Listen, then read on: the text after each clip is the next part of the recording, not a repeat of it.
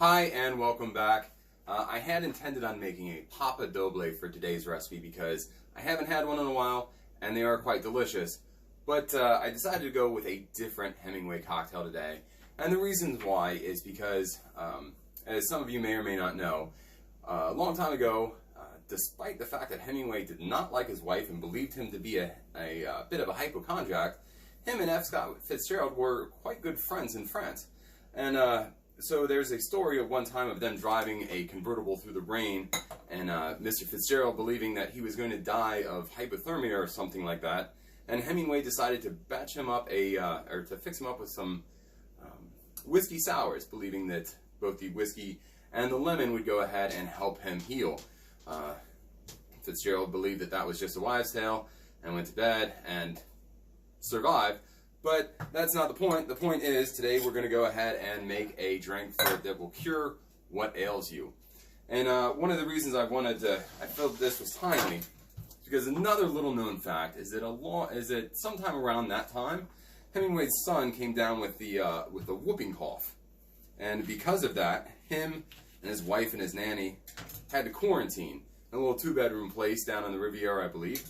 And to make matters even more interesting, Hemingway's mistress decided to join in on the fun, and they all stayed in a house next to F. Scott Fitzgerald and his wife, where they drank every night across the fence, much like many of us are getting through today.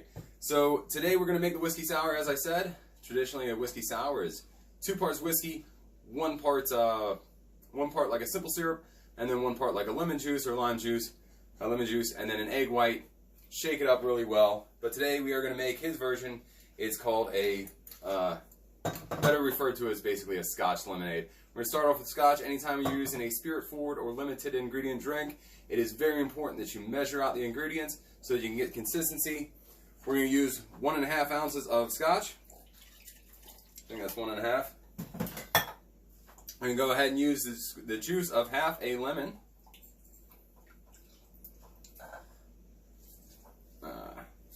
Make sure we squeeze that in good, get as much as we can.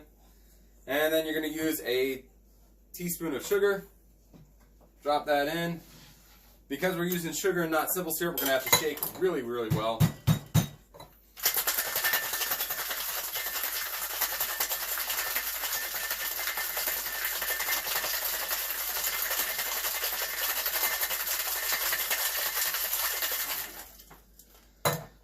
And guess who forgot the strainer again?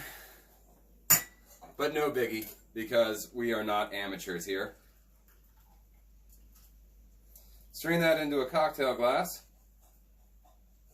Oh, it looks like we put just about perfect.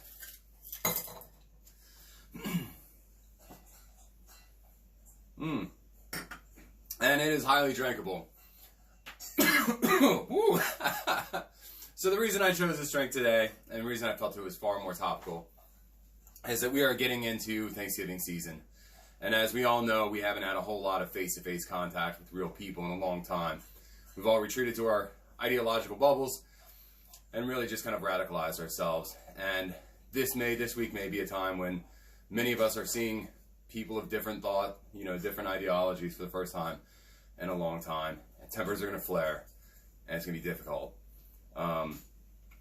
It's important to remember that these are people that we love, or these are people we love, and that maybe kind of set aside our differences a little bit this coming week and just enjoy each other's company, whether it's in person or whether you're doing a Zoom Thanksgiving.